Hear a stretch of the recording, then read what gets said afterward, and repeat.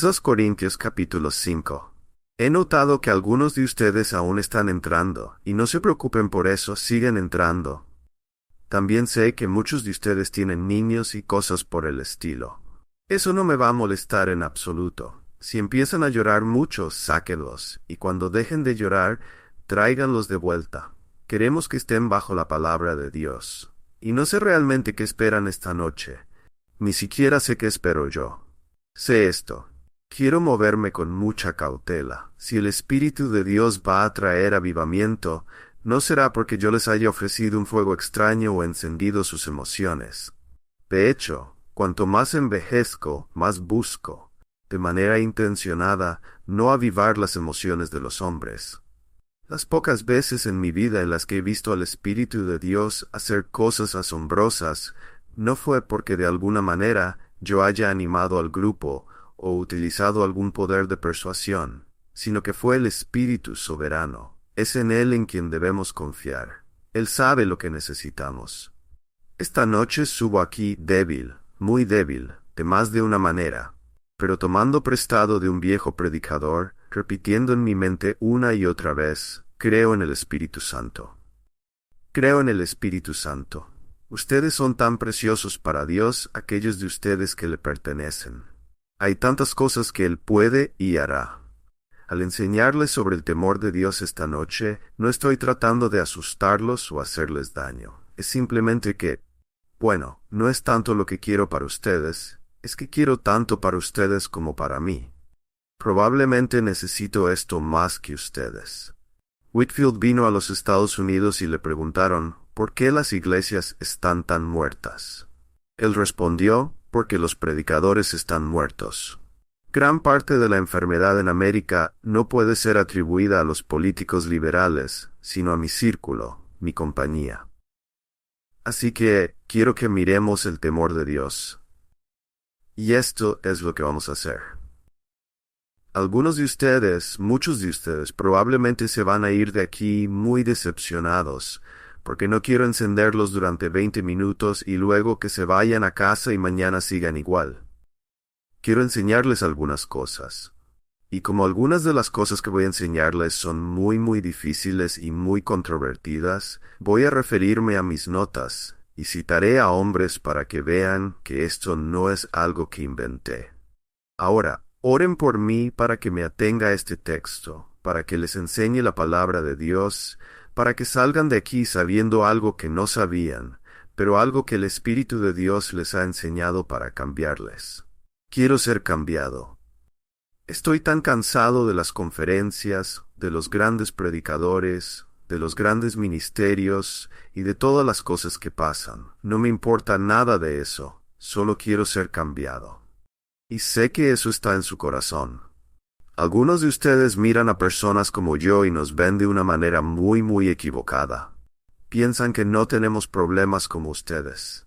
Tenemos todos los problemas que tienen ustedes. De hecho, una de las cosas que más me fortalece para ministrar al pueblo de Dios es que tengo los mismos problemas que ellos. A veces uno puede caminar por alturas increíbles, ¿verdad? Y otras veces luce peor que el creyente más inmaduro.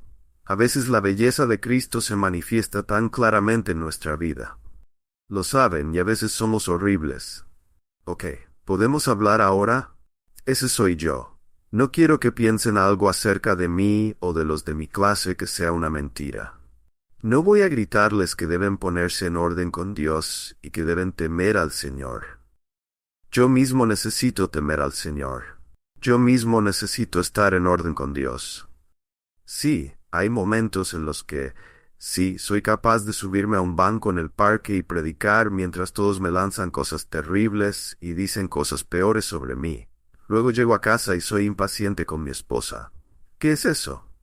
Quiero ser cambiado. Es muy fácil lucir poderoso en este púlpito. Quiero lucir poderoso en los lugares secretos y con las personas más cercanas a mí. No en YouTube, en mi hogar. Así que ahora que nos damos cuenta de que estamos en el mismo plano aquí, hablemos sobre la ambición que debemos tener y la motivación de esa ambición. Veamos 2 Corintios capítulo 5, versículo 9. Dice, por lo tanto, tenemos como ambición, ya sea en casa o ausentes, el serle agradables a Él, porque todos debemos comparecer ante el tribunal de Cristo, para que cada uno reciba según lo que haya hecho en el cuerpo, sea bueno o sea malo. Conociendo por tanto el temor del Señor, persuadimos a los hombres, pero hemos sido manifestados a Dios, y espero que también hayamos sido manifestados a sus conciencias. No nos recomendamos nuevamente a ustedes, sino que les damos ocasión de jactarse de nosotros, para que tengan una respuesta para aquellos que se jactan de la apariencia y no del corazón. Porque si estamos locos, es para Dios, y si estamos cuerdos, es para ustedes. Porque el amor de Cristo nos controla, habiendo llegado a esta conclusión, que uno murió por todos, por lo tanto, todos murieron, y Él murió por todos, para que los que viven ya no vivan para sí mismos, sino para aquel que murió y resucitó por ellos. Oremos, pero oremos juntos. Mientras yo oro, simplemente no escuchen lo que estoy diciendo, sino clamen a Dios para que sea su ambición agradar a su Hijo, y que Él les enseñe la motivación correcta, las cosas que necesitan, y les dé poder para vivir una vida consistentemente con esta ambición. Oremos. Padre, vengo ante ti en el nombre de tu Hijo con mis hermanos y hermanas en Cristo. No tenemos nada, no tenemos justicia propia, no tenemos fuerza, no tenemos integridad, no tenemos lealtad, nos aferramos violentamente a Cristo. Miramos a Cristo. Nuestra salvación, Padre, la reconocemos ante ti, está en Cristo, que lo necesitamos ahora tanto para nuestra santificación como para nuestra justificación. Dependemos de Él, te necesitamos que nos ilumines, necesitamos que ilumines nuestras mentes, necesitamos que nos des fuerza, necesitamos ser valientes, necesitamos ser cambiados, necesitamos ser transformados, necesitamos toda la plenitud de Dios. Deseamos manifestaciones cada vez mayores del carácter de Dios en nuestras vidas, manifestaciones cada vez mayores del Espíritu de Dios en nuestras vidas. Padre, en muchos sentidos estamos tan hartos de nuestras fallas. No queremos ser como somos, Señor, queremos ser reales. Queremos que estas cosas sean reales en nuestras vidas. Te pedimos, Padre, que nos ayudes, que pongas dentro de nosotros cada vez más este deseo, esta pasión de agradar a tu Hijo. Padre, pedimos esto en el nombre de Jesús. Amén. Miremos el versículo 9. Por lo tanto, también tenemos como ambición, ya sea en casa o ausentes, el serle agradables a Él. Aquí tenemos la gran ambición del ministro, la gran ambición del cristiano, la gran ambición del apóstol Pablo. Ahora, esto es excepcionalmente importante para todos nosotros, pero especialmente es importante para aquellos de nosotros que ministramos el Evangelio. Hay tantas cosas que pueden tirarnos en diferentes direcciones, tantas cosas que pueden entrar y convertirse en lealtades que compiten en nuestro corazón. Es por eso que tú y yo necesitamos estudiar las Escrituras, necesitamos buscar a Cristo, necesitamos clamar por una pureza de corazón que tenga una sola mente, que tenga una sola ambición, y esa es agradar a Jesucristo. Si tuviéramos eso, si yo tuviera eso, absolutamente todo lo demás se pondría en su lugar. En las bienaventuranzas, ¿recuerdas lo que dijo Jesús? Bienaventurados los que, ¿qué? Los limpios de corazón. Ahora, mucha gente piensa que la idea es que bienaventurados los que tienen un corazón tan blanco como la nieve.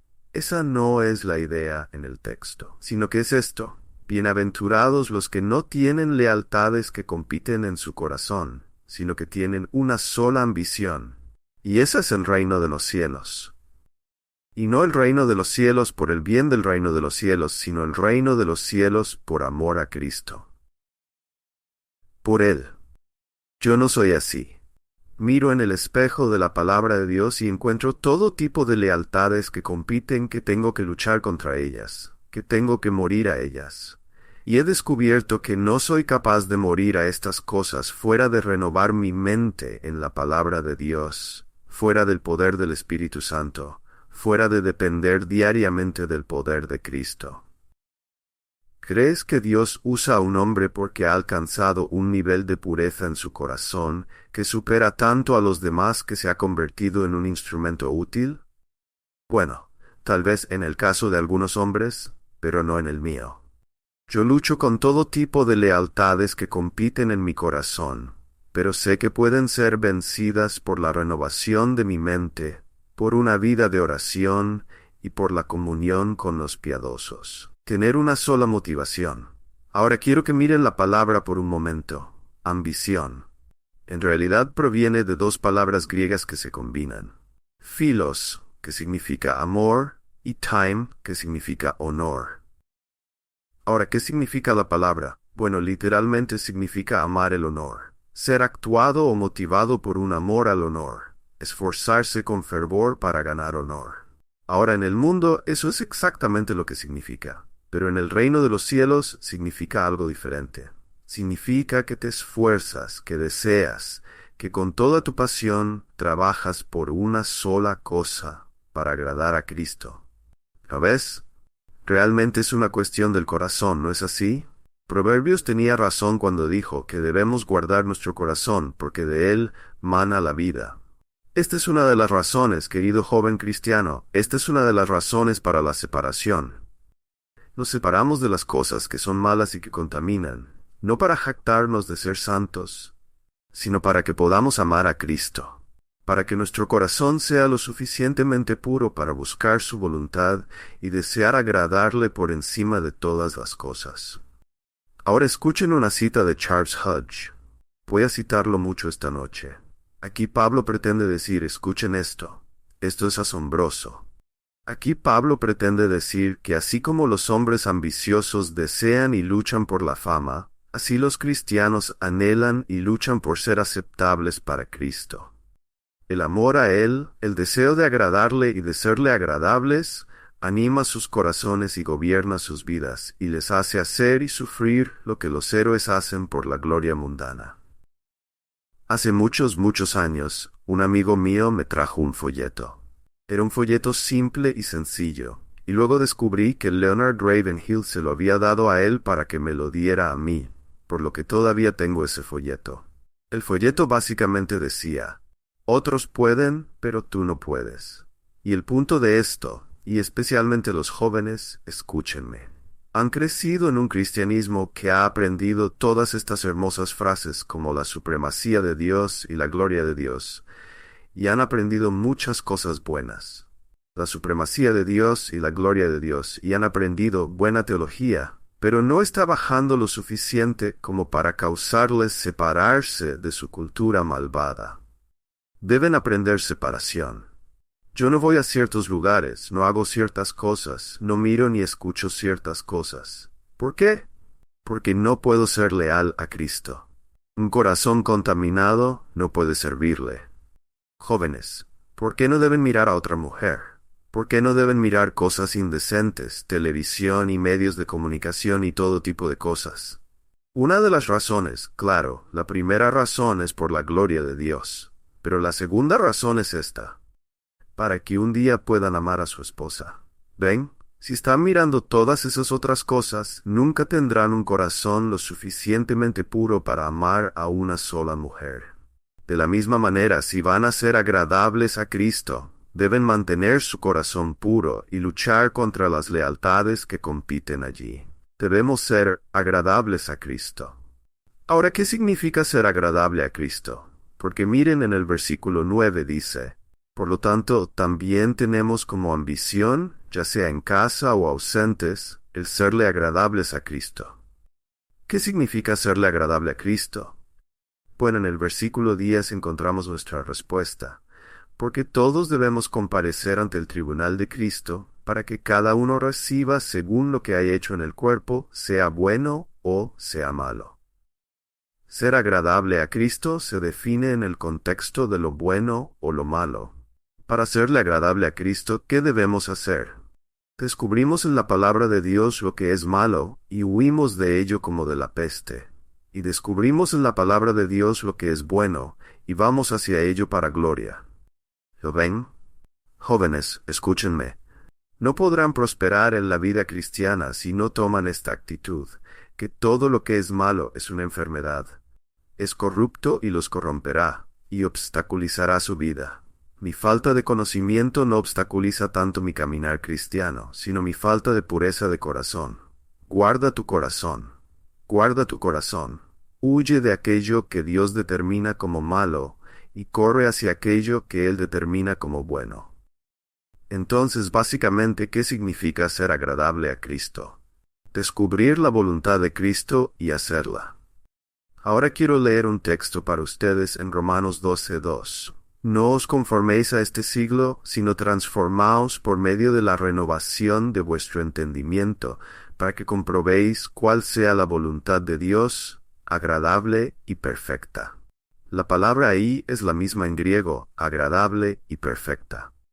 No naciste en este mundo con sabiduría. No naciste en el reino de los cielos con mucha sabiduría.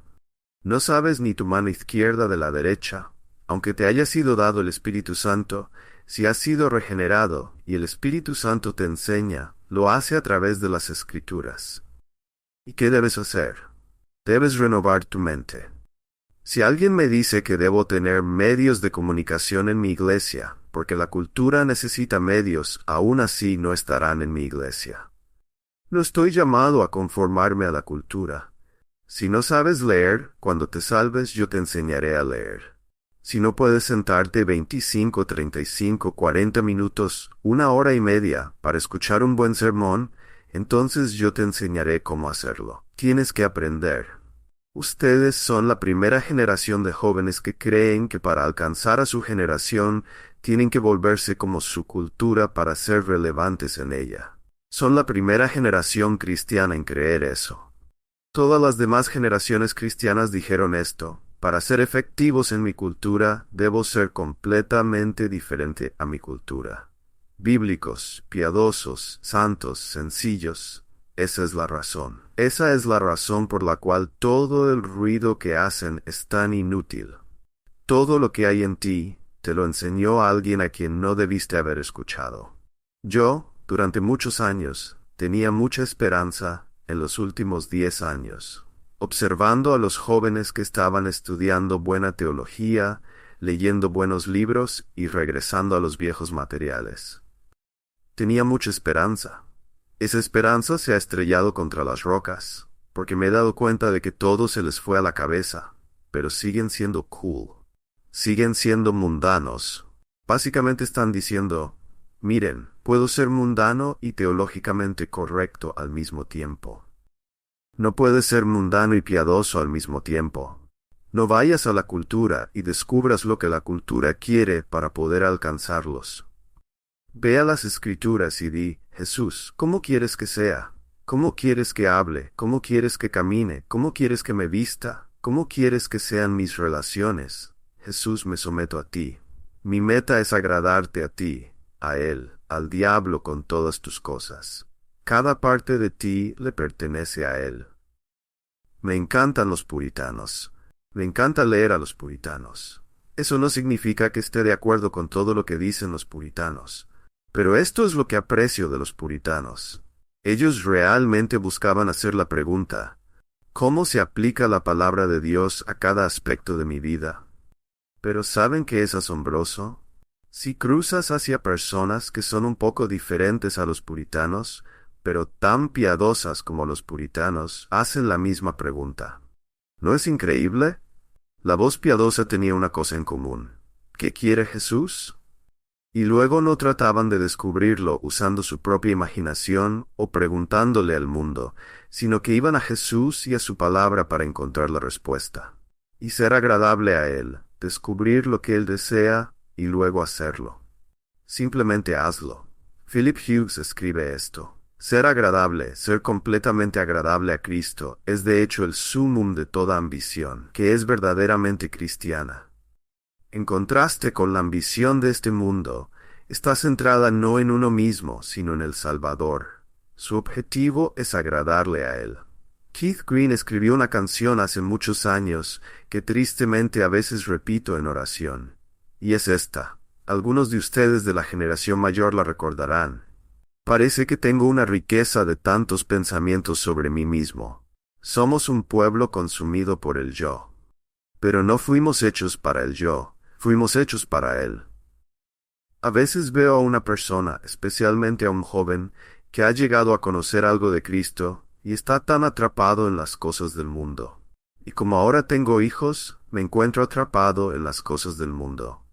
Y como ahora tengo hijos a quienes amo, no juzgo, pienso de manera diferente a como solía hacerlo. Ya no soy tan duro. Los miro casi como si fueran mis hijos y digo, oh, si supieras lo que estás haciendo, cuán podrida está tu vida porque estás completamente consumido por ti mismo. Estás completamente consumido por este mundo. Jesús nos llama a negar nuestro yo, a morir al yo. ¿Por qué? ¿Para dejarnos ahí? No, morimos al yo, para que podamos tenerlo a Él. Para que podamos tenerlo a Él. En los países donde trabajamos alrededor del mundo, encuentro algo sorprendente. Donde hay gran pobreza, la iglesia parece ser preciosa y simple. Todas las noches hay iglesia. No porque tengan que ir a la iglesia, es simplemente que no tienen nada más. Y recuerdo en Perú, durante el malestar social, la guerra y todo eso, nos reuníamos todas las noches. ¿Por qué? Teníamos miedo de morir. No teníamos nada. Esperabas en fila 1 hora y media para conseguir una bolsa de arroz. Nos reuníamos y solo hablábamos y todos hablaban de las cosas de Dios. Pero cuando la guerra terminó y la prosperidad regresó al país, todo eso comenzó a disiparse y la iglesia comenzó a parecerse más y más a la iglesia en América. Necesitamos tanto ser suyos y hacer todo lo que hacemos para Él. Y les aseguro, esta es una cualidad extremadamente rara. Solo escuchen al apóstol Pablo.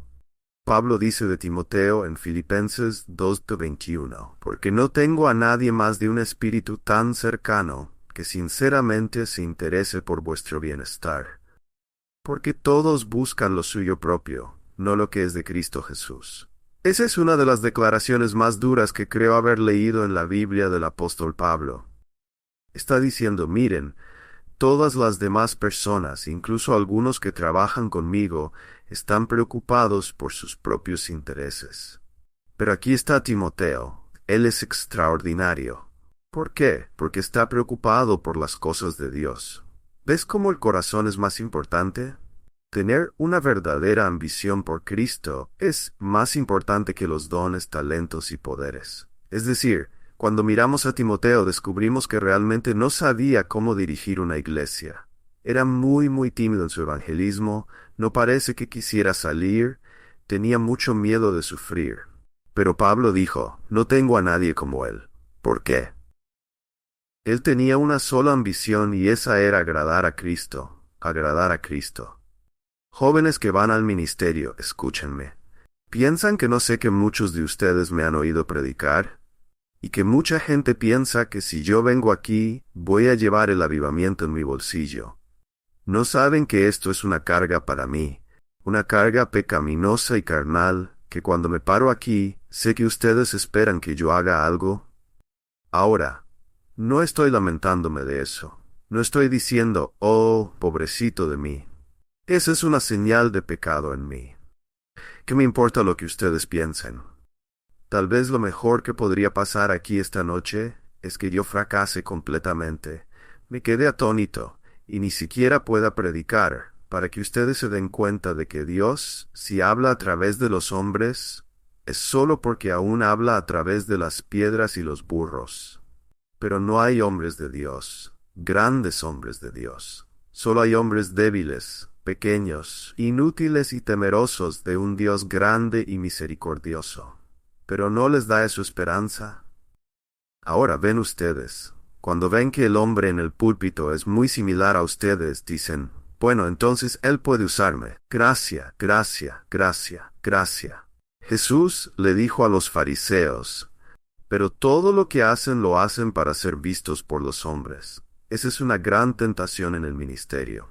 O puedes obtener gran fama en el ministerio, Puedes ganar gran riqueza en el ministerio. Puedes llevar tu visión y recorrer el mundo con ella, y tal vez esté toda envuelta en el estómago de Dios. Y nuevamente déjenme decir esto, estoy tan cansado y harto de los hombres y todas sus visiones. La única visión que deberíamos tener es Cristo crucificado, resucitado y glorificado, sentado a la diestra del Padre.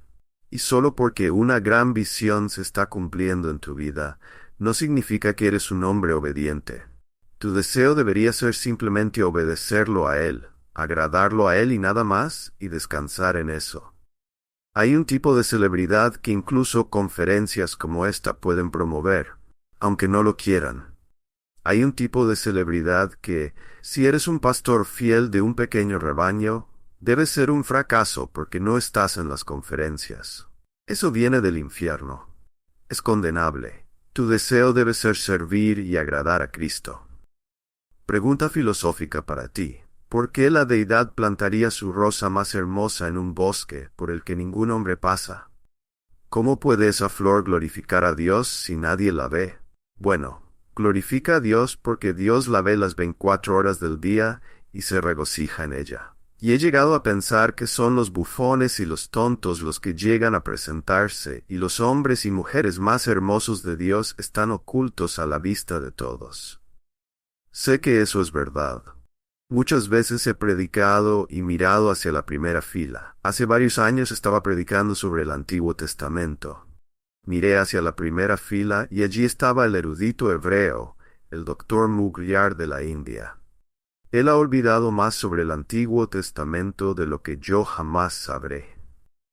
¿Qué estoy haciendo aquí arriba? Nadie sabe su nombre, y sin embargo, él sabe más sobre Cristo en el Antiguo Testamento de lo que probablemente sabré en 1000 años. Tu ambición no es recorrer circuitos ni ser invitado a una conferencia. Tu ambición es agradar a Cristo. Y en el día del juicio, todo el mundo verá un cambio radical. Estoy aterrorizado por el día del juicio, de una manera saludable. Y llegaremos a eso. He puesto aquí, si el temor al hombre es una trampa, el deseo de agradar al hombre es una prisión de la que no hay salida. Nuestra ambición debe ser agradar a Cristo. Ahora bien, en nuestra ambición de agradar a Cristo hay 3 motivaciones. Y mientras estudiaba esto, me asombró la sabiduría de la palabra de Dios. Porque cuando hablas del temor al Señor y del juicio del creyente, puedes tomar a un creyente piadoso y sincero que tiene un corazón muy tímido y triturarlo en 1000 pedazos. Entonces, ¿cómo enseñas esta verdad poniéndole el temor adecuado en el corazón de las personas sin aplastarlas? Bueno, te diré cómo lo haces. Haces predicación expositiva, porque todo está en el texto. Todo está ahí. Pablo nos da 3 motivaciones para ser ambiciosos por agradar a Cristo. En el centro de esas 3 motivaciones está el temor al Señor, que todos debemos comparecer ante el tribunal de Cristo. Ahí está. Pero esa impresionante realidad, esa impresionante verdad está intercalada entre 2 cosas que no son solo amortiguadores, son simplemente hermosas. Debo tener como ambición agradar al Señor. Debo tener esa ambición porque compareceré ante Él en el día del juicio y seré expuesto. Pero si retrocedo un poco en el texto, debo tener esa ambición porque tengo un futuro glorioso que me espera, en el cual seré como Cristo.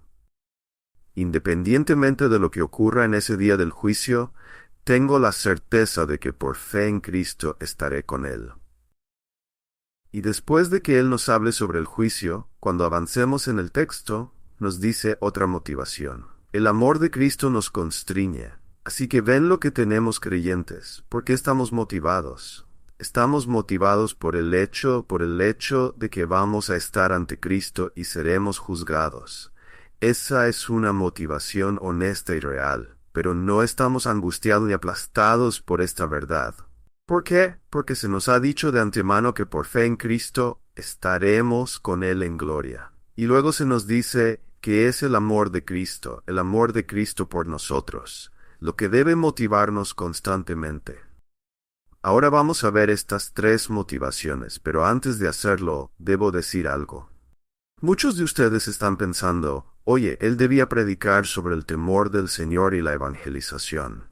Bueno, si quieren que predique sobre eso, mejor denme otro pasaje, porque este no es el que está enseñando eso. Este es el pasaje que me dieron. Y lo que este pasaje está enseñando es esto. Aunque hay una verdad secundaria aquí, que como ministro del Evangelio debo advertir a la gente sobre el juicio, esa es solo una idea secundaria. La idea principal es esta. Como ministro del Evangelio, debo ser advertido sobre el juicio. Debo asegurarme de predicar un Evangelio verdadero. Debo asegurarme de no estar comprometiendo la verdad. Debo asegurarme de no presentarme ante las personas como algo que no soy, porque en el día del juicio voy a ser completamente expuesto ante toda la creación. Eso es lo que significa este pasaje. Así que veamos. Nuestra primera motivación para servir al Señor con todo nuestro corazón, quiero que vean el versículo 9. Vamos a ver el versículo 9. Ven esa primera preposición ahí, por lo tanto, es muy importante. Él dice, por lo tanto también tenemos, como nuestra ambición, ya sea en casa o ausentes, ser agradables a Él.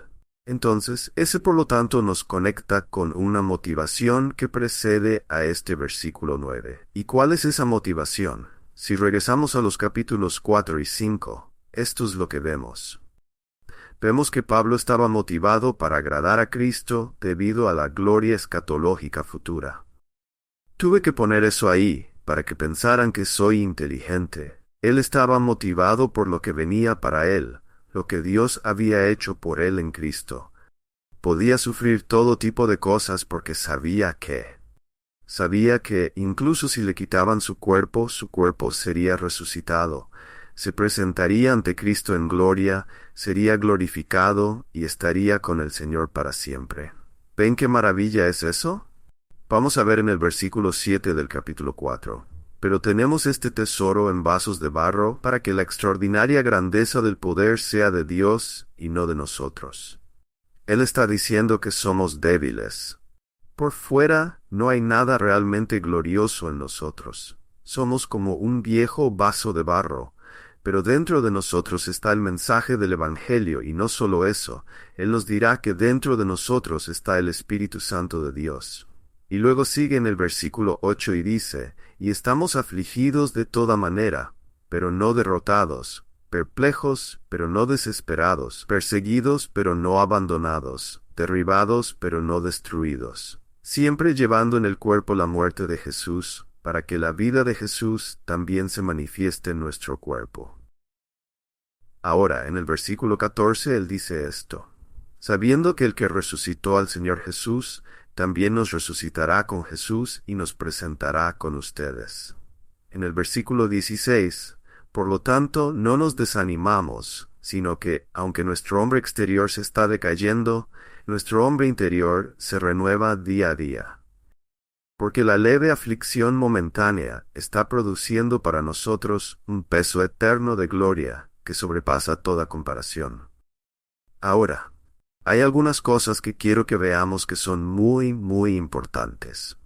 Primero que nada, no me gustan la mayoría de las canciones que se escriben sobre el cielo. Ahí lo dije. Simplemente no me gustan. Porque lo han perdido. No todas. Hay algunas canciones hermosas sobre el cielo, pero lo han perdido. El cielo no es cielo por sus calles de oro y puertas de perla. El cielo no es cielo porque haya una utopía en la que tienes un cuerpo perfecto y puedes hacer todo lo que quieres hacer perfectamente. Piensa en ello por un minuto. El cielo, la eternidad, es mucho tiempo. Cualquier cosa que sea finita va a envejecer, se va a desgastar, se va a aburrir. Puedes balancearte en las puertas de perla tantas veces antes de que ya no quieras hacerlo más. El cielo es cielo por la gloria y la belleza de Cristo. Él es infinito. Él es infinito. ¿Entienden lo que estoy diciendo? Aunque serás glorificado, no serás infinito. Seguirás siendo una criatura finita. Y el cielo es vida. ¿Ven eso? Ahora aquí radica el problema. No quiero que levanten las manos, pero quiero que piensen en esto. ¿Cuántos de ustedes han tenido, digamos, al menos 3 años de predicación expositiva sobre los atributos de Dios? ¿Cuántos de ustedes han tenido un año en el que estuvieron bajo predicación expositiva sobre los atributos de Dios?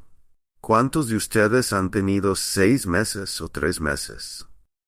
Ahí radica nuestro problema. En lugar de seguir a Jonathan Edwards, la Iglesia en América siguió a Benjamin Franklin. En lugar de seguir la teología, seguimos el pragmatismo. Y entonces tienes que entusiasmar a los creyentes sobre el cielo a través de diferentes metodologías y estrategias, moviendo sus emociones, bajando las luces, poniendo música y haciendo un show en el escenario. ¿Sabes cuál es tu mayor necesidad? Una gran ambición por Cristo. Conocimiento de que estarás con Él, pero eso significa muy poco a menos que sepas quién es Él. Nuestra gente está embotada de corazón porque casi no saben nada. Nuestra gente está embotada de corazón porque casi no saben nada de Dios. Porque los predicadores rara vez enseñan sobre los atributos de Dios o las glorias de Dios en el rostro de Cristo o las manifestaciones de Dios a través de la cruz, que fue la mayor revelación de la gloria de Dios que jamás se haya dado. ¿Sabes? Me molesta. Los predicadores miran a una congregación y dicen, necesitan amar más a Dios. Y todos en la congregación están agotados por, sí, lo sé. Si quieres lanzar un sermón, solo párate y pregúntales cómo. Porque la mayoría no podrá decirte. Dicen, sé que debo amar más a Dios, lo sé. Me odio a mí mismo porque no amo a Dios más. Pero ¿qué hago? ¿Cómo se levanta un hombre de sus propios esfuerzos? ¿Cómo hago para amar más a Dios? Déjame darte una ilustración. Amo a mi esposa de 19 años más que cuando la conocí. Y cuando la vi por primera vez, ella era tan hermosa que casi me desmayo o algo así. Creo que golpeé un coche o algo. Sé que salí de un garaje y choqué contra un coche y tuve que arreglarlo. Pero la amo ahora mucho más. ¿Por qué? Porque ahora conozco más acerca de su virtud de lo que sabía hace 19 años. Y es esa virtud la que provoca en mi corazón regenerado afecto. Y ese afecto me lleva a querer estar con ella y servirla. La conozco. ¿Sabes cuál es la mayor necesidad de la iglesia? No es ser golpeada en la cabeza con el necesitas temer más a Dios. Necesitas ser enseñada acerca del Dios a quien debe temer. Muéstrales quién es Dios, y no tendrás problemas con el temor. Muéstrales quién es Dios y quién es Dios en Cristo. Es por eso que, al subir aquí, estaba luchando mucho, porque realmente no quería enseñar sobre esto. Quería enseñar sobre lo que enseño siempre, cada vez, una y otra vez, tantas veces que la mayoría de la gente cree que solo tengo un sermón. Y ese es Cristo muriendo en un árbol, porque en eso se manifiesta tal gloria. He pasado los últimos 12 años de mi vida, muchas veces horas al día, con una sola cosa, mirando la cruz. No se puede agotar. No se agotará. Y cuanto más veo la gloria de Dios en la cruz de Cristo, en la persona de Cristo, más crece mi deseo, mi ambición. Cristo. ¿Sabes, creyente, que Dios, que Cristo? Enseño esto a mis hijos. Estábamos estudiando esto el otro día. Estábamos estudiando la belleza de Dios. Que Cristo es tan hermoso que, si pudieras echar un vistazo a su belleza, desintegraría tu mente. Te volvería loco, te mataría. De modo que tendrás que ser sobrenaturalmente fortalecido, transformado en algo de su gloria, para que siquiera comiences a ver las primeras colinas de su gloria. Estaba diciéndole a mis hijos, les dije, ¿sabes cuando vamos de campamento o hacemos kayak y sale el sol y ves todo ese resplandor rojo en el cielo y la belleza? Dije, Ian, ¿a veces no te quita el aliento? Él dice, sí, papá. Y yo le digo, sí.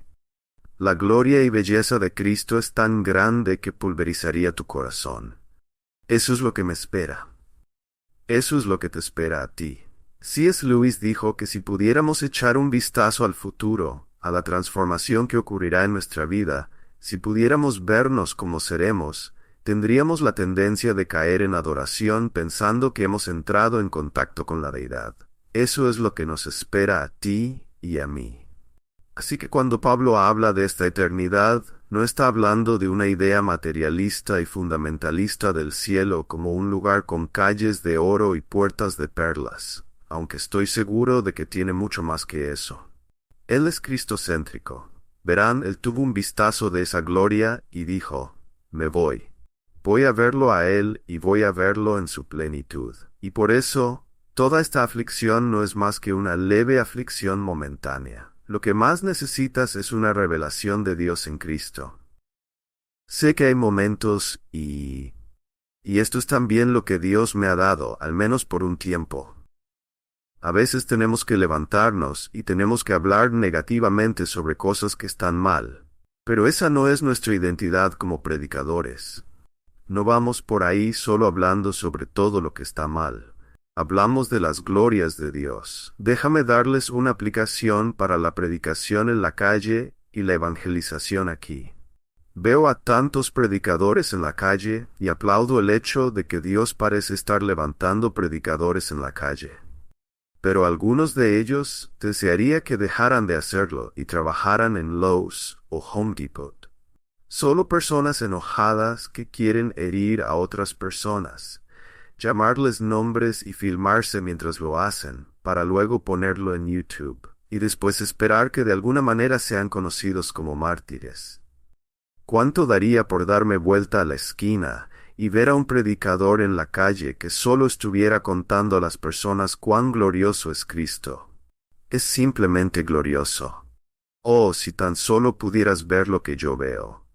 Oh, si tan solo te detuvieras un momento y me dejaras hablarte sobre la belleza de Cristo, sobre la belleza de Dios, sobre lo que Él ha hecho y lo que puede hacer en tu vida. Creyentes deberían estar tan emocionados por lo que les espera. Es absolutamente asombroso. A veces te sientas de noche y tu cerebro simplemente va de un lado a otro en tu cabeza. Bueno, el mío lo hace, porque tengo mucho espacio allí. Va de un lado a otro pensando, estoy un día más cerca. Quiero decir, realmente me voy a casa. Cumplí 50 años hace unas semanas. Sé que es difícil de creer. Cumplí 50 años hace unas semanas y me di cuenta de que ya estoy del otro lado. Y no estoy tratando de frenar eso. Porque por Cristo, creyentes, si quieren hacer algo, vayan a casa y estudien a Cristo. Clamen para que Dios les muestre a Cristo, para que les muestre lo que Él ha hecho y quién es Él. Y eso los motivará a querer agradarle a Él. Ahora, Charles Hodge dice esto.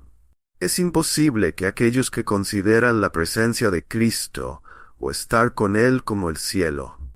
Ahora escuchen eso. Están considerando estar con Cristo como el cielo. Es imposible que aquellos que consideran la presencia de Cristo o estar con Él como el cielo no deseen y no se esfuercen por agradarle a Él viviendo de una manera que obedezca sus mandamientos. Ahora vamos al segundo motivo, y es el capítulo 5, versículo 10. El segundo motivo es que todos debemos presentarnos ante el tribunal de Cristo. Ahora, antes de llegar allí, quiero recordarles. La cuestión del creyente genuino ante Dios fue resuelta en el Calvario. Deben mantener esto en mente. Ahora, antes de que empiece con esto, permítanme explicarles esto. Cuando hablamos de la Trinidad, ¿se dan cuenta de que hubo herejías relacionadas con la Trinidad y fueron cometidas por dos fuentes? Hay herejías históricas sobre la Trinidad, que fueron inventadas por personas que intentaban negar la Trinidad. Eso es lógico. Pero las herejías también vinieron de personas que trataban de defender la Trinidad, porque decían demasiado. Hablaban donde la Biblia estaba en silencio. Déjenme darles un ejemplo. Si alguna vez han intentado explicar la Trinidad a alguien diciendo, bueno, la Trinidad es como el agua, porque es un líquido, un vapor y hielo.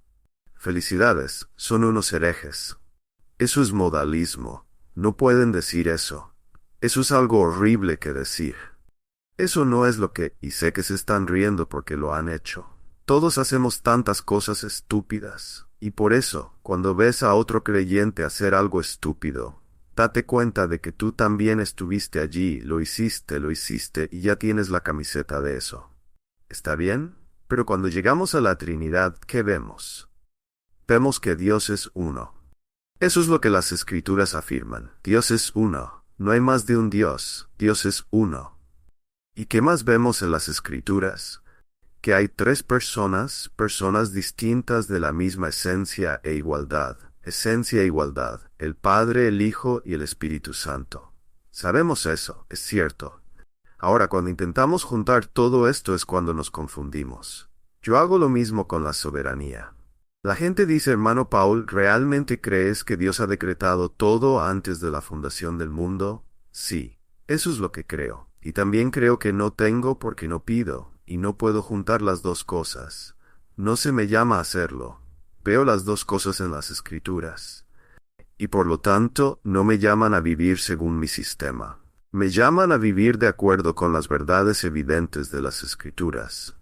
Dios es soberano, y no tengo por qué no pido. Ahora es lo mismo cuando llegamos al juicio. ¿Va a ser juzgado el creyente por Cristo en recompensa por lo que ha hecho, ya sea bueno o malo en el cuerpo? Sí. Ha sido el creyente justificado por la fe, y ahora puede decir que, por lo tanto, no hay condenación para él. No sé cómo encaja eso, pero si pierdo cualquiera de esas dos cosas, he negado las Escrituras. Ahora miremos lo que tenemos aquí. Quiero leerles algo que he escrito. En nuestro texto, Pablo deja atrás el tema de la gloria futura y pasa a la solemne realidad del juicio futuro. Su ambición de ser agradable también es el resultado de saber que su vida y su ministerio serán manifestados o expuestos ante el trono de Cristo, que será evaluado y que recibirá recompensa por lo que haya hecho, ya sea bueno o malo. Dije cada palabra de eso. Vamos a ver qué está en las Escrituras. Ahora quiero traer algunos eruditos para esto, para que vean que no estoy actuando como un renegado inventando algo. Philip Hughes escribe, el amor por el Maestro, por su amor incomparable hacia nosotros, debe ser un incentivo suficiente para seguirle devotamente en sus pasos. Pero hay otra consideración a la que el apóstol llama la atención aquí. Es decir, que incluso para los cristianos habrá un día de retribución. Todos, apóstoles y el resto, ya sea vivos o muertos, en la venida de Cristo, seremos manifestados ante el tribunal de Cristo. Hermanos, esto es cierto. Esto va a suceder y es un evento tan solemne y magnífico que causó que el apóstol Pablo viviera en un temor bíblico y saludable por él. Ahora quiero que miremos el versículo 10. Porque todos debemos comparecer ante el tribunal de Cristo, para que cada uno reciba lo que haya hecho en el cuerpo, según lo que haya hecho, sea bueno o malo. Quiero que miremos tres palabras clave en el versículo 10 por ahora. La palabra todos, debe y cada uno. Todos comparecerán. Todos. Cada uno de nosotros. Los apóstoles, la iglesia en Corinto, los creyentes a través de todas las edades e incluso los no creyentes estarán ante el juicio.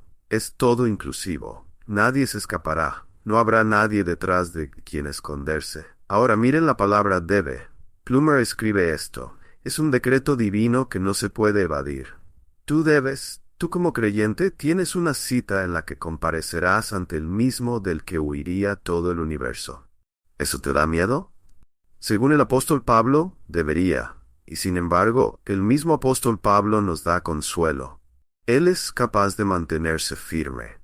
Ahora, también miremos la palabra cada uno, o la frase cada uno aquí en el versículo 10. Esto es muy importante. Paul Barnett dice lo siguiente. No es un juicio en masa. Ahora, ¿qué quiere decir con eso? Ha dicho que todos estarán ante el tribunal de Cristo, pero luego dice que no es un juicio en masa. No seremos juzgados colectivamente, seremos juzgados individualmente. Cada uno de nosotros, por separado, se presentará ante Cristo.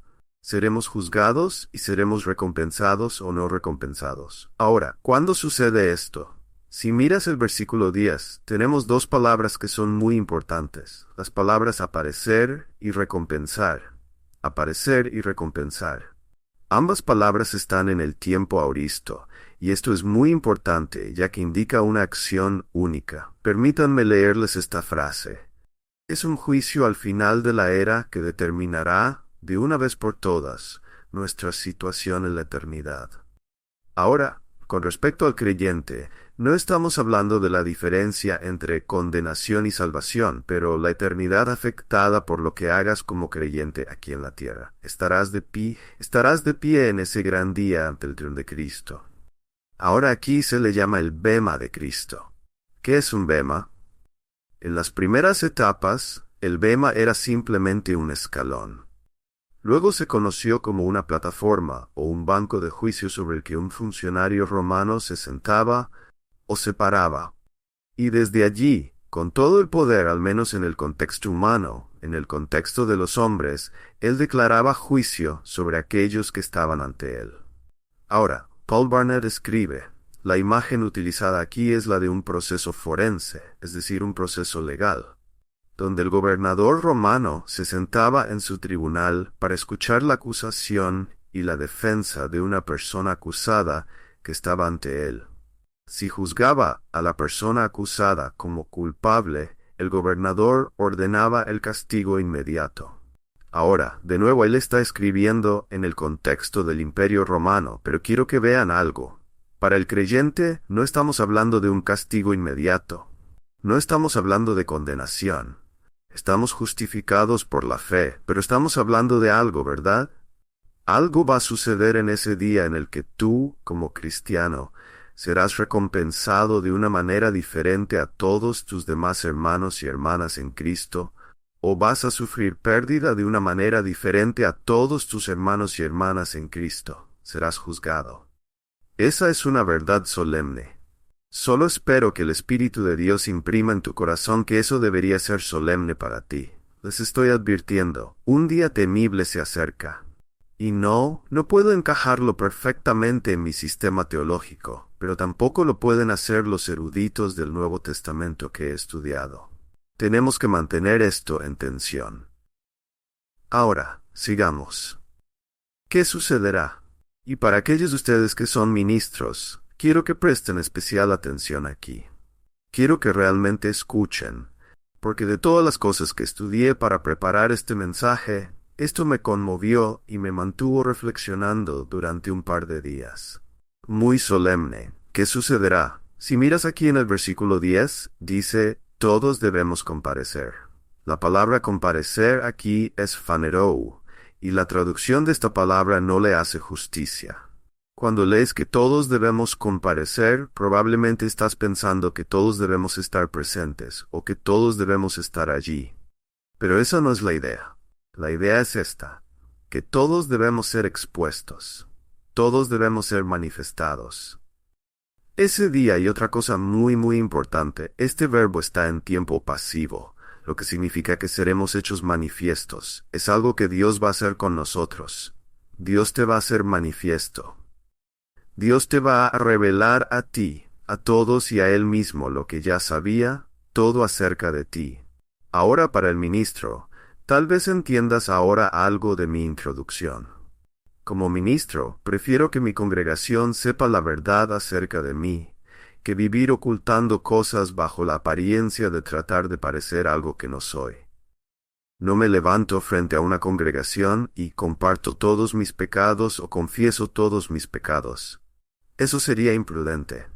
No les cuento a todos todo con lo que estoy luchando. Eso sería imprudente. Pero como ministro, no debo vivir con una apariencia falsa. Debo trabajar y esforzarme para que la gente no piense demasiado bien de mí. Ellos deberían ver en nosotros, los ministros, que somos genuinos, que somos sinceros, que estamos sin hipocresía, que realmente queremos ser como Cristo. Pero eso es todo lo que deben ver. No deben creer una mentira sobre nosotros, porque qué gran vergüenza será para nosotros en ese día cuando sea expuesto y todos vean lo que realmente somos. Por eso no me gusta el lenguaje de gran hombre de Dios, incluso cuando se usa para un Ravenhill, porque no hay grandes hombres de Dios. No encuentro ninguno en las Escrituras, excepto el hombre, el único hombre, Cristo Jesús. Yahvé solo ha tenido un siervo, Jehová solo ha tenido un testigo, y fue su Hijo. Él es el único que guarda el pacto. El resto de nosotros fuimos salvados por Él, y eso es todo. Ahora, jóvenes, escúchenme. No salgan de aquí diciendo, Bueno, sabes, estos ministros, estos hombres mayores, el hermano Paul, sabes, ellos también hacen todas estas cosas, pero Dios aún los usa. No, eso no es lo que estoy diciendo. Probablemente hagas un montón de cosas que yo sé que no puedo hacer. Probablemente tengas una gran cantidad de supuestas libertades que yo no tengo. Jóvenes, escúchenme. He usado esta ilustración 1.000.000 de veces, pero está bien. Ningún violinista que esté tocando su último concierto se acerca a él un joven y le dice, Señor, doy mi vida para tocar como usted. Y el anciano le respondió, Hijo, yo he dado mi vida para tocar como yo. Si deseas que la mano de Dios esté sobre ti, debes ser un pájaro raro en este mundo. Debes separarte. Y escúchame, todos estos chicos jóvenes que piensan que tienen que parecerse al mundo, para ser relevantes para el mundo. Cuando trabajé durante 3 años en un ministerio callejero en Fort Worth, Dallas, me veía como lo que era. Estaba en una ciudad del centro, grande, gigantesca, y todo lo que era un joven granjero de Illinois con Converse All Stars en los pies, que no sabía nada sobre ser cool. ¿Y sabes qué? A ninguna de esas personas en la calle les importaba. Lo que les importaba era que les predicara el Evangelio, tratar de mantenerlos fuera de la cárcel, alimentarlos cuando tenían hambre. No les importaba si tenía el pelo con gel, unos anteojos de 60 $, un tatuaje en el brazo y agujeros en los pantalones.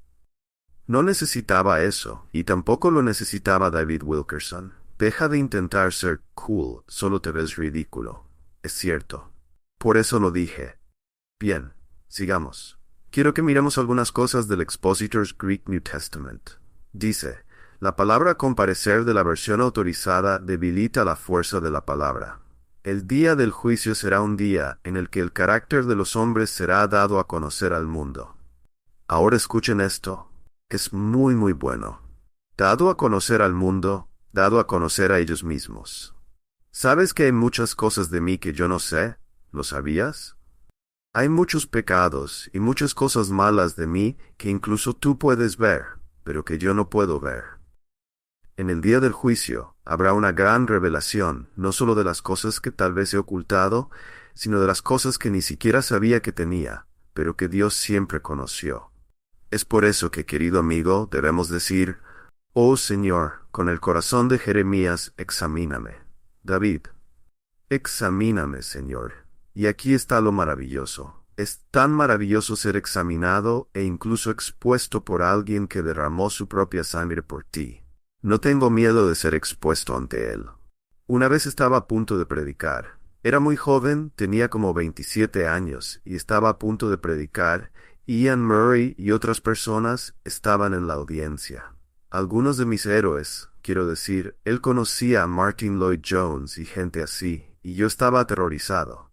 Alguien me dijo, ¿por qué estás temblando tanto? Yo dije, ¿de qué estás hablando? Ian Murray está allí, Mark Dever está allí, este hombre está allí, y voy a predicar. Y me dijeron esto, bueno, no deberías temer a los hombres, predicas ante Dios. Yo dije, lo sé, pero Dios es mucho más misericordioso que los hombres. Él no te desmenuza, Él te abre y te filetea para quitarte el veneno. Shannon y yo estábamos orando antes de la reunión, y Dios parecía abrumarnos con la idea de que no tenemos nada más que a Cristo, nada más que a Cristo. Pero cuando estás allí ante el Señor y te das cuenta de que aquí estás, que tus mejores obras, todo lo demás solo llevaría a tu condenación, y estás abierto y fileteado ante Él, y sabes que Cristo lo ha hecho todo. Es como estar envuelto en una manta cálida en medio de una tormenta. Es maravilloso tenerlo a Él limpiándote, tenerlo a Él limpiándote. Hagámoslo ahora, hermanos. Hermanos, hagámoslo ahora. Permítanle a Él exponernos ahora. Estemos en su palabra. Es un espejo. Ustedes, damas, lo sabrán mejor que nosotros. Ustedes se miran en ese espejo, se ajustan. Yo tengo una esposa y una hija, y ellas se ajustan frente al espejo. Siempre están mirando en el espejo para ver qué está fuera de lugar. Pero eso es lo que deberíamos hacer con la palabra. Señor, muéstrame. Ahora, Philip Hughes escribe, ser manifestado significa no solo aparecer, sino ser despojado. Quedar desnudo, sin ninguna fachada externa de respetabilidad. Pastor, predicador, esto debería darnos miedo. Fachadas. Fachadas. Son tan peligrosas. Las fachadas enviaron a los fariseos al infierno. Fachadas. No puedes ser un hombre quebrantado con una fachada. Por eso la iglesia, los jóvenes, es tan importante. La iglesia bíblica real es tan importante. Por eso el hierro afila al hierro. Y por eso los hermanos y hermanas se amonestan unos a otros y están abiertos a la reprensión. Esta es la forma en que Dios nos permite tratar con estas cosas ahora.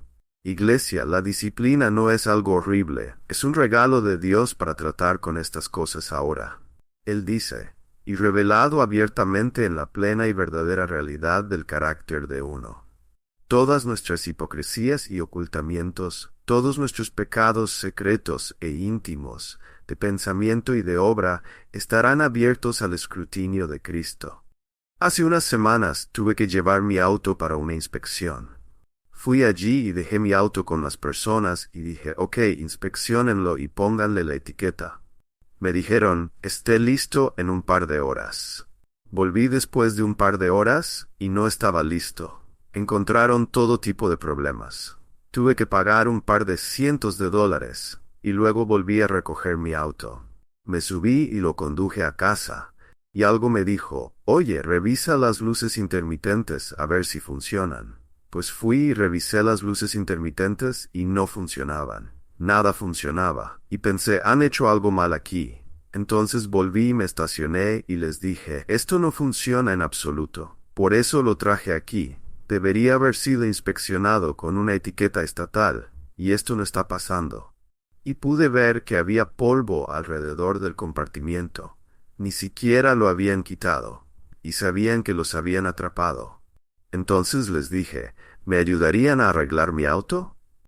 El hombre me miró y dijo, ¿qué? Les dije, ¿me ayudarían a arreglar mi auto? Entonces comenzaron a arreglarlo. Después de que terminaron, les dije, ¿saben qué? Muchas gracias, me han ayudado mucho a arreglar mi auto, ¿cuánto les debo? Los chicos estaban allí, los dueños, y uno de ellos dijo, ¿cómo puedes decir eso? ¿Cómo puede ser así? Todos ustedes están pensando, vaya, él es tan maravilloso. Bien, pero aquí está el por qué lo estoy contando. Entonces impresioné a todos. Fui una luz en la oscuridad. Estaba mostrando misericordia por todos lados, paciencia y amabilidad. Me subí al auto y me dirigí a casa. Y lo único que puedo decir es que lo que se me quedó grabado en la mente fueron imágenes de cuando fui impaciente con mi esposa, o cuando estaba luchando porque mi hijo no podía resolver un problema de matemáticas mientras lo educaba en casa. Y Dios me decía, mira, mira. Si no puedes hacer esto en el lugar secreto y en las relaciones más cercanas, entonces no brilles en ningún otro lado. ¿Lo ves?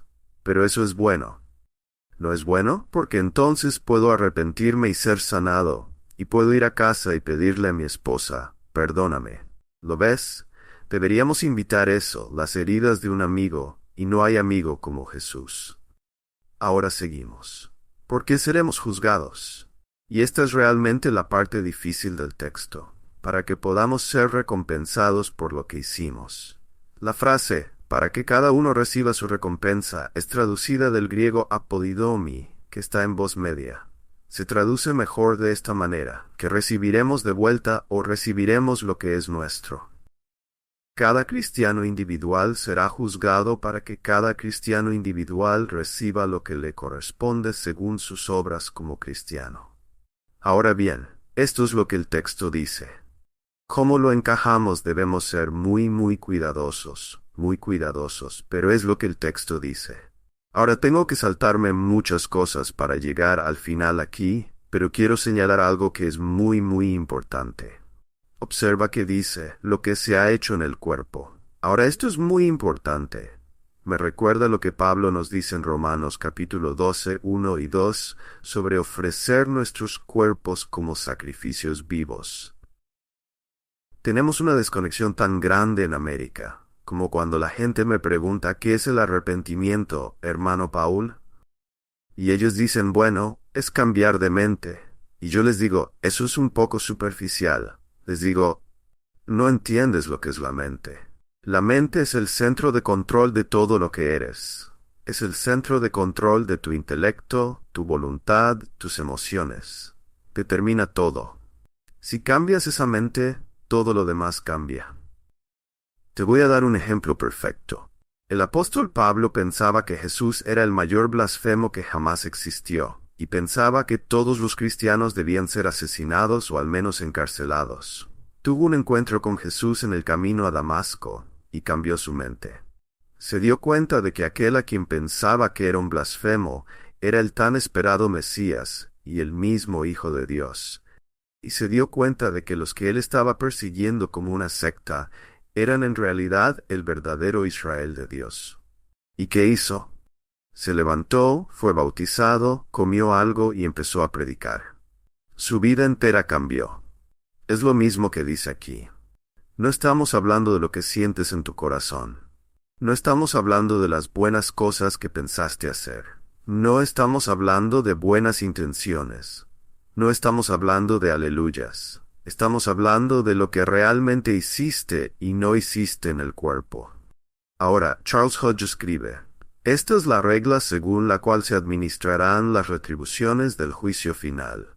Philip Hughes, la declaración del Tribunal de Juicio de Cristo no es la sentencia última de salvación o condenación, pues sólo los redimidos se presentan ante Él y su presencia allí resulta por un lado en oír el bien hecho del Señor y recibir una recompensa, o por otro lado en sufrir pérdida, es decir, no recibir la recompensa. Esto es cierto, escúchenme. Esto no se enseña hoy en día, porque es difícil de entender y nunca queremos indicar a ningún creyente que su posición ante Dios está determinada por algo más que la obra perfecta de Cristo. Sin embargo, al mismo tiempo, Pablo dijo que temía porque sabía que se presentaría ante Cristo, sería expuesto y sería recompensado. ¿Cuánto de lo que hemos hecho se quemará? ¿Por qué estás vivo? Mi mayor temor para mis hijos, aparte de que no conozcan a Cristo, es que malgasten su vida. Joven, escúchame. No tengo arrepentimientos por las cosas que he dado a Jesucristo, pero tengo todo tipo de arrepentimientos por las cosas que he guardado para mí mismo. La gente me dice, bueno, no tienes que sufrir en América. Entonces elige sufrir en América. No tienes que pasar sin, entonces elige pasar sin algunas cosas. Eso es para que el creyente que muere de hambre, sufre persecución y se pudre en prisiones en todo el mundo, pueda ser ayudado. ¿Qué estamos haciendo? ¿Qué estamos haciendo? Porque eso es lo que será o no será recompensado. Ahora quiero aferrarme a algunas verdades aquí. En primer lugar, los creyentes son justificados y reconciliados con Dios solo en Cristo. En segundo lugar, los creyentes serán juzgados según sus obras. Romanos 2, 6-11. Romanos 14:10, 1 Corintios 3:13, Efesios 6:8, Colosenses 3:25, Mateo 16:27, 1 Pedro 1:17, Apocalipsis 22:3, 22:2. Paul Barnett escribe esto. Aunque podamos tener un problema con esta tensión, ellos eran claramente reconciliables en la mente de Pablo. Mantén estas cosas en una tensión bíblica adecuada. Ten y comenta. No es necesario que busquemos una reconciliación formal de este versículo con la enseñanza de Pablo de que los fieles son aceptados en Cristo Jesús. Podemos sentir que ambas cosas deben ser ciertas. Y si la doctrina de la justificación gratuita por la gracia de Dios es la que se ha predicado a los hombres pecadores, la doctrina de la retribución exacta que se enseña en este pasaje tiene como su principal interés e importancia para los cristianos. Chris DeMacher, el famoso comentarista reformado, dice esto. Cada individuo se presenta en el tribunal y escucha el veredicto basado en su conducta en la tierra. Cuando el Señor regrese, todas las obras, sean buenas o malas, serán reveladas. En ese momento, Él asigna la recompensa a cada individuo por los hechos realizados mediante el cuerpo mientras estuvo en la tierra. Jesús dice, «He aquí, vengo pronto, mi recompensa está conmigo, y daré a cada uno según lo que haya hecho. A continuación, el juicio no debe ser visto o enseñado como una nube sobre el creyente o como algo que empañe su futura bienaventuranza, sino como un estímulo, un fuerte estímulo para destronar las ambiciones humanas más arrogantes. Escucha esto de nuevo. El juicio no debe ser visto como algo que empañe la bienaventuranza futura del creyente, sino como un estímulo, un fuerte estímulo para destronar las ambiciones humanas más altivas. Ambiciones altivas. Cualquier ambición que no sea la ambición de agradar a Cristo es altiva. Es una ofensa contra el trono de Dios. Ahora, los creyentes escrito aquí no enfrentan condenación en el tribunal de Cristo, pero sí enfrentan revelación personal, evaluación y recompensa. Sé que hemos avanzado mucho. Permítanme terminar esta última parte, por favor. Solo aguanten un momento. Quiero prestar especial atención aquí en el versículo 11. Por lo tanto, sabiendo el temor del Señor, persuadimos a los hombres. Sabiendo el temor del Señor, persuadimos a los hombres. Pablo, cuando se refiere al temor del Señor, ¿de qué está hablando? En este contexto, y deben determinar el significado no solo por estudios de palabras, eso es extremadamente peligroso, sino por el contexto. ¿Qué es el contexto? El temor del Señor se refiere a la solemne espera que descansaba sobre la vida de Pablo, porque él sabía que se presentaría ante el tribunal de Cristo. Sería expuesto por lo que era y sería recompensado por lo que hizo. Ahora él dice, debido a esto persuade a los hombres. Ahora aquí está la idea. Quiero regresar a la idea primaria y secundaria.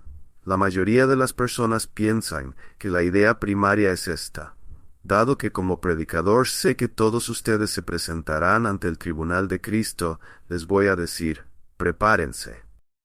Y en la evangelización les voy a decir, tengan cuidado. Ahora, eso es bíblico, eso es cierto, pero el énfasis principal en este texto es sobre el rostro. Pablo dice, debido a que sé que como ministro me presentaré ante el tribunal de Cristo, les diré la verdad. No voy a comprometerme. Pero ahora escuchen esto también. No los voy a manipular. No los voy a arrastrar de aquí para allá con falso fuego. No voy a jugar con sus emociones. No los voy a hacer sentir culpables para que hagan lo que yo quiero. Les voy a hablar la verdad. Los voy a persuadir. Ahora, el acto de persuadir fue algo muy importante en el ministerio de Pablo. En Hechos 18:4, él razonaba en la sinagoga cada sábado y trataba de persuadir a judíos y griegos. Hechos 19:8, él entró en la sinagoga y continuó hablando audazmente durante 3 meses, razonando y persuadiéndolos sobre el reino de Dios. Hechos 19:26, y ven que no solo en Éfeso, sino casi en toda Asia, este Pablo ha persuadido y apartado a un considerable número de personas. Hechos 26:28, y Agripa le respondió a Pablo, ¿en poco tiempo me persuadirás para que sea cristiano? Sigue. Uno de mis pasajes favoritos, aunque es una palabra diferente en griego, en 2 Corintios 5:20. Por lo tanto, les rogamos en nombre de Cristo, reconcíliense con Dios. Ahora, si soy un ministro del Evangelio, hago un llamado universal del Evangelio a absolutamente todos. Deseo que todos sean salvos. Les digo a todos que pueden ser salvos, porque cualquier persona que venga puede ser salva. Y ruego y suplico a los hombres. Quiero seguir el ejemplo de Whitefield, Ed Baxter, Whitefield Spurgeon, Martin Lloyd Jones, los Wesley y los Ravenhill, que suplicaban a los hombres que vinieran a Cristo, y aún advertirles, el juicio se acerca. Sin embargo, en este texto, el anuncio de que el juicio se acerca es para mí. Es para los que predicamos. Ahora quiero leerles. Pablo, conociendo el temor del juicio, buscó persuadir a los hombres con la verdad, aunque eso pudiera costarle su afecto y causarle grandes dificultades. Sabía que él mismo debía presentarse ante Cristo para ser expuesto y recompensado. Por lo tanto, buscó llevar a cabo su ministerio en completa sumisión a la voluntad de Cristo. Pablo siempre estaba consciente de su responsabilidad como mayordomo de actuar no solo, sino también de hablar según la voluntad de Cristo. Ahora voy a leer a algunos eruditos sobre este asunto. Pablo mismo tiene una profunda conciencia de la reverencia que debe inspirar en el corazón de cada siervo que deberá rendir cuentas de su mayordomía a su amo. El recuerdo de este hecho lo llena de una saludable reverencia hacia su Maestro divino y lo hace tratar el ministerio que le ha sido encomendado con la máxima seriedad. Ahora, mi favorito, Tasker, escribe: el trabajo principal de Pablo es persuadir a los hombres de la verdad del Evangelio. Ahora escuchen esto. Y si no hubiera caminado continuamente en el temor del Señor, podría haber cedido a la tentación de ganarse el favor de sus oyentes, suavizando su mensaje para adaptarlo a sus gustos. Pero el conocimiento de que sus motivos más íntimos eran plenamente conocidos por Dios, a quien sólo le rendía cuentas, y que ellos serían probados por su escrutinio, actuó como un freno sobre el deseo natural de agradar a los demás. Lo liberó de inhibiciones paralizantes y removió la sensibilidad excesiva que de otro modo podría haber sentido al estar sometido a las injustas críticas de los demás. Alguien me preguntó una vez, me dijo: ¿sabes? Acabas de predicar y la mitad de la gente en este lugar quiere matarte. ¿Cómo lo haces? Les dije, en primer lugar, vivo en la realidad de que cuando Jesús fue perseguido, sus perseguidores nunca tenían razón. Eso no puedo decirlo de los míos. A veces aquellos que no están de acuerdo conmigo y me critican, tienen razón. Tengo que aprender de ellos. No somos perfectos, hombre. Y hasta nuestros enemigos pueden ser usados por Dios para enseñarnos algo que necesitamos saber. Eso es una cosa. La segunda cosa es esta. Y esto es cierto. Les dije, probablemente soy uno de los seres humanos más miedosos e inseguros que jamás hayan conocido. Y les dije, pero pasan dos cosas. Uno, a veces me siento como Jeremías, que Dios me jugó una broma. Sé que tengo que predicar y sé que debo decir algo que va a encolerizar a mucha gente, y estoy aterrorizado. Me siento tan mareado cuando estoy en la parte trasera, que no sé qué hacer. Pero cuando me doy la vuelta y los miro, es como si Dios me hubiera infundido la columna vertebral con acero, y no le tengo miedo a nada. Y luego cuando termino el sermón, todo el acero se ha ido y tengo miedo de nuevo. Y bajo del púlpito aterrorizado por lo que acabo de hacer. Pero aquí hay algo que aprendí hace mucho tiempo. Digamos que es que soy el mayor cobarde de este lugar. Bien, y traen a un débil de 90 libras al escenario y me dicen: Pablo, pelea con él. Y yo digo: ni hablar, tengo miedo. Mis rodillas tiemblan, no pelearé con él. Pero hay una manera en la que me pueden hacer pelear. Traen a un hombre de 7 pies de altura, 600 libras de puro músculo, un artista marcial mixto, y me dicen: Pablo, o pelear con el débil de 90 libras, o pelear con este tipo. Voy a lanzarme sobre ese débil de 90 libras como una rata sobre un chito. Lo voy a pelear. Bueno, tú eres ese débil de 90 libras. ¿Lo ves? ¿Lo ves, jóvenes? Escúchenme. ¿Creen que el coraje significa que tienes algo de John Wayne? Eso sería en la carne. Conozco a un hombre, ni siquiera les puedo decir dónde trabaja. Es un académico muy honrado en el Medio Oriente. Es uno de los hombres más brillantes que conozco. Lo llaman a hacer cosas muy peligrosas, y aún para hacer la tarea más sencilla, se asusta tanto que casi vomita. Dios siempre usa ratones. Entonces, el coraje no proviene del hecho de que haya alguna columna vertebral de John Wayne en el predicador. Proviene de un conocimiento de que tengo que pelear con alguien.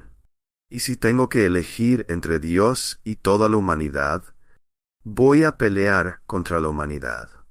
Porque si toda la humanidad y todos los demonios del infierno y todo lo que alguna vez fue, es y será se unieran en un gran ejército para venir contra el trono de Cristo, sería como un pequeño mosquito golpeando su cabeza contra un mundo de granito. Así que si tienes que pelear con alguien, no quieres pelear contra él. Y esto era lo que Pablo sabía.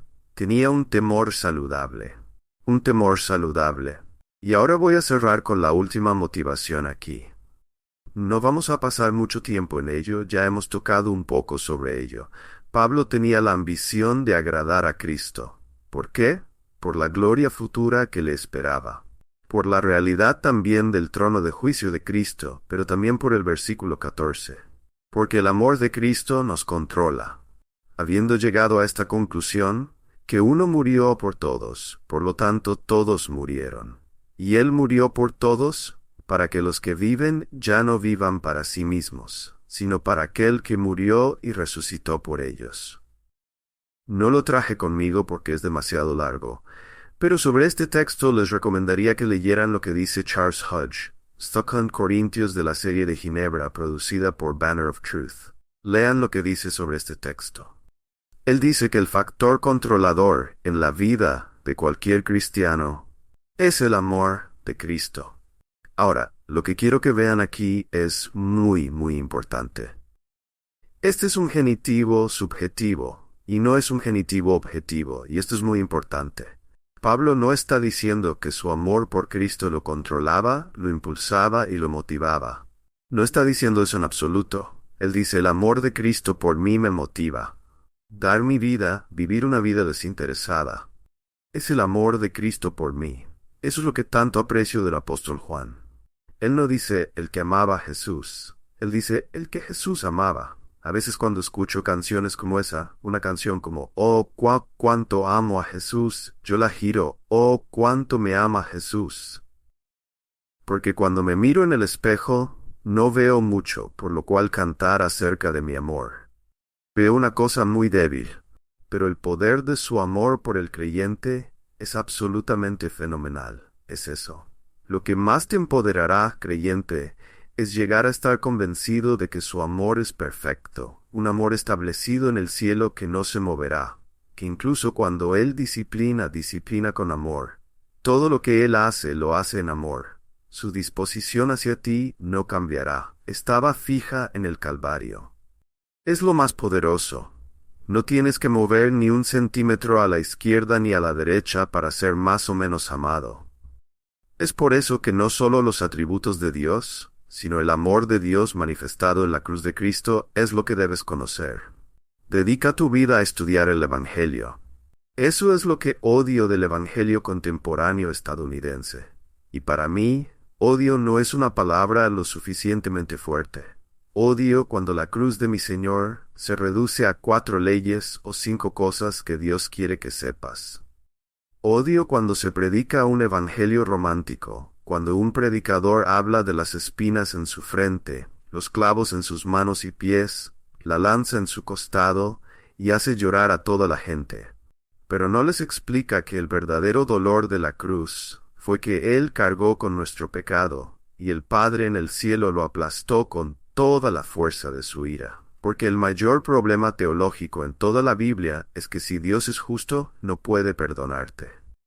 Y la única manera en que un Dios justo puede perdonar a los hombres malvados es que su justicia sea primero satisfecha. Porque Él no puede contradecir sus atributos. ¿Sabes que predico esto? Y tengo cristianos de 30 años, cristianos con 30 años de fe, que vienen a mí llorando diciéndome, nunca he escuchado esto en toda mi vida. Por eso América está como está. Porque nadie entiende el Evangelio, porque nadie lo predica. Este Evangelio romántico, cursi, tipo martirio que se predica y se canta. No, fue un Cristo de pecho ancho y hombros fuertes quien fue a ese árbol, y fue juzgado, condenado, aplastado por su Padre en nuestro lugar. Cuando dijo, consumado es, el pago estuvo terminado, la justicia fue satisfecha, la ira de Dios se apaciguó, y ahora un Dios santo puede tomar para sí a un hombre impío, porque ha sido santificado por la sangre de Cristo. Y un juez justo puede perdonar la iniquidad del criminal, porque ya se ha pagado. ¿Lo ves? Es estudiar este Evangelio. Escúchame, no soy una persona que pone puntos sobre las íes ni cruza las ts. No soy bonito, no soy ordenado en casi nada de lo que hago en mi religión. Soy un jabalí salvaje que fue salvado. Lo que me controla es esto. Soy un hombre prisionero ¿de qué? Del amor de Cristo por mí. Y si no fuera por esa medicina tan fuerte, habría escapado de la trampa. Él me ama, Él murió por mí, en eso no hay condenación. Y eso es lo que quiero. No quiero que vivas bajo este temor al juicio. No quiero que vivas comparándote con otras personas, otros ministros, otra piedad, otras cosas. No quiero que mires a Jesús. Mantén tus ojos ahí, estúdialo y conócelo. Y si eres predicador, si eres pastor, ciérrate en el estudio. Baja como en el libro de Job, donde la gente no va. Lleva una luz contigo y explora los tesoros de la belleza de Cristo y tráelos para el domingo por la mañana para el pueblo de Dios. Entonces no tendrás que manipularlos emocionalmente ni hacer otras cosas. No necesitarás coaccionarlos con condenación, pondrás a Cristo delante de ellos. Y si su corazón ha sido verdaderamente regenerado, sus afectos fluirán hacia Él y los impulsarán como locos a servirle. Es Cristo, Cristo, ¡qué Salvador! ¡Qué Salvador! Y cuando mire al rostro de mi juez, encontraré a un hermano mayor y a un amigo. Lo que sea que pase en ese día, oh, como Pablo lo temía. Lo que sea que pase en ese día yo lo temo y no lo temo. Y no puedo explicar cómo esos dos sentimientos van juntos. Lo temo y no lo temo. Él es un Salvador tan maravilloso. Es simplemente maravilloso.